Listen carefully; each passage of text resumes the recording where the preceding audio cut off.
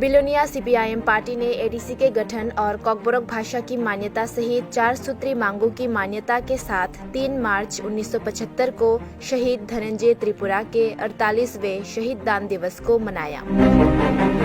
वामपंथी जन संगठनों और जन आंदोलन के कार्यकर्ताओं और समर्थकों ने गुरुवार को सुबह 8 बजे छात्र युवा भवन के सामने अस्थायी शहीद की वेदी पर श्रद्धांजलि दी। ये बात सीपीआईएम राज्य कमेटी के सदस्य दीपंकर सेन ने शहीदी कार्यक्रम पर चर्चा करते हुए कही। 4 सूत्री मांग की पूर्ति के लिए शहीद धनंजय त्रिपुरा का संघर्ष और एक इतिहास 3 मार्च 1975 को लिखा गया था। इसके अलावा शहीद धनंजय ने त्रिपुरा की राजनीतिक गतिविधियों के विभिन्न पहलुओं और दिन के संदर्भ में विस्तार से चर्चा की। इस मौके पर माकपा दक्षिण जिला सचिव Vasudev Majumdar, state leadership of Democratic Youth Federation of India Ripu Saha, मजदूर नेता त्रिलोकेश सिन्हा, युवा संगठन के नेता मधुसूदन दत्ता और विभिन्न वामपंथी जन संगठनों के समर्थक मौजूद थे। ইতিহাসে একটি লড়াইয়ের গুরুত্বপূর্ণ দিন হিসাবে চিহ্নিত রয়েছে। আমরা অনেকগুলো দিন আমরা পালন করি। বীরচন্দ্র শহীদ দিবস, নলুয়ার শহীদ দিবস, দেবদারুর শহীদ দিবস, খাদ্যের আন্দোলনের লড়াই, দিলীপ তরুণ অরবিন্দদের শহীদানের লড়াই, কুমারী মধুতির রূপশ্রীর লড়াই, আমরা এই ধরনের দিবসগুলো উল্লেখযোগ্যভাবে আমরা পালন করি। এই ধরনের শত সহস্র শহীদের রক্তে রঞ্জিত আমাদের এই লাল পতাকা এবং এই দিবসগুলোকে এই জন্যই আমরা অত্যধিক গুরুত্ব সহকারে আমরা পালন করি।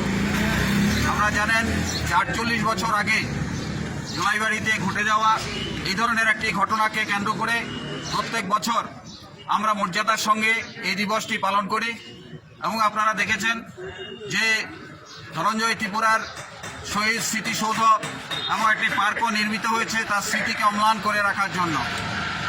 একটি ঐতিহাসিক ঘটনা, আমাদের রাজ্যে 1975 সাল উপজাতিদের ঘরে প্রচণ্ড অভাব এবং তখন 4 দফা দাবিকে চিহ্নিত করা হয়েছিল সারা রাজ্যে লড়াই সংগ্রাম করার জন্য।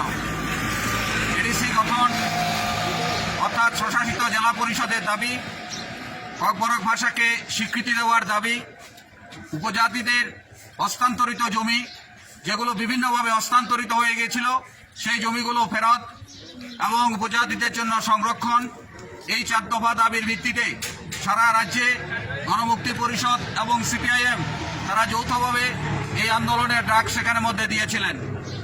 আমরা দেখেছিলাম জোলাইবাড়িতে এই ধরনের কর্মসূচি হয়েছিল।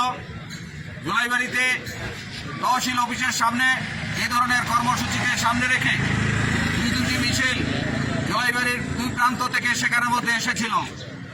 আমরা দেখেছিলাম ঠাকুরছড়াতে জমায়েত হয়েছিল, সেখানে ধনঞ্জয় ত্রিপুরার নেতৃত্বে একটি মিছিল, এদিকে শ্রীদাম সূত্রধরের নেতৃত্বে একটি মিছিল।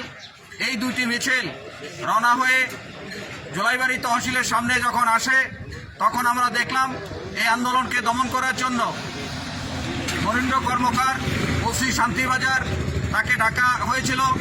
জোলাইবাড়িতে যারা কংগ্রেস ছিল তারা সেখানে জমায়েত হয়ে ইট বৃষ্টি শুরু করেছিলেন এবং এই ইটের আঘাতে আমাদের কমরেডরা সেদিন কেউ জায়গা ছাড়েননি, তারা চিৎকার করে স্লোগান দিতে শুরু করেছিলেন এই 4 দফা দাবির ভিত্তিতে।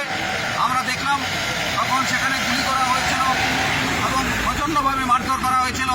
ধনঞ্জয় ত্রিপুরা সেদিন সেখানে শহীদ হয়েছিলেন এবং শুধু তারা না, সেখানে শ্রীরাম সূত্রধর, শ্যানকুমার ত্রিপুরা এবং নারায়ণ মজুমদার তারা সেদিন পুলিশের বন্দুকের বাটের আঘাতে তারা আহত হয়েছিলেন। এর বাইরে অনেকে ইটে তাদের কারোর মাথা ফেটেছিল, কারোর বুকে ইট পড়েছিল, এভাবে তারা সেদিন আক্রান্ত সেখানে হয়েছিলেন। কিন্তু আমরা দেখলাম যে এ ধরনের লড়াই ফসল আজকে সারা ত্রিপুরা রাজ্যে সবাই সেখানে মধ্যে ভোগ করতে পারছে। সামনে ছিল না, তার কারণ উপজাতি গ্রামে কোনো স্কুল ছিল না। বামফ্রন্ট সরকার দেখেছেন সেই উপজাতি গ্রামের ভেতরে স্কুল স্থাপন করেছে, তাদেরকে শিক্ষিত করেছে। আজকে ইউনিভার্সিটিতে লেখাপড়া করে ডাক্তার, ইঞ্জিনিয়ারিং কলেজে গেলে প্রচুর উপজাতি ছাত্রকে পাবেন। বিলোনিয়া কলেজে গেলে 3 থেকে 400-র উপর উপজাতি ছাত্র পাবেন, যারা অনার্স নিয়ে লেখাপড়া করছেন এই ধরনের ছাত্র পাবেন। আজকে এই ধরনের সুযোগগুলো বামফ্রন্ট সরকারের সময় আমরা বিস্তৃত সেখানে করেছি। কিন্তু আজকে উপজাতিদের প্রতি দরদ দেখাচ্ছেন কারা? দেখেছেন তীব্রমথা, প্রদ্যোৎ কিশোর, যাকে রাজা বলে সম্বোধন দিয়ে সামনের দিকে আনা হয়েছে।